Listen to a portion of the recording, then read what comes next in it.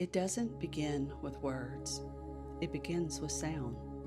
Before a child ever speaks, before they ever take their first step, their brain is building. Quietly, rapidly, powerfully.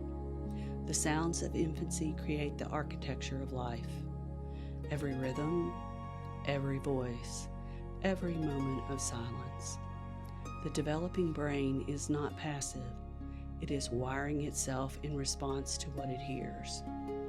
True development isn't loud. It's layered. It's patterned. It's shaped by what is present and what is constant. When sound becomes continuous, the brain adapts. When silence is replaced with static, the architecture shifts. Every neurodevelopment is delicate. It is sensory. It is relational. Because when the foundation is formed well, learning flows. Language blossoms. Attention strengthens. But when the soundscape is altered, the structure adapts in ways we may not see.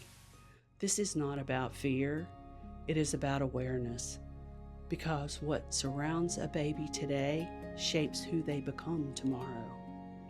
The sounds of infancy create the architecture of life. Protect the foundation.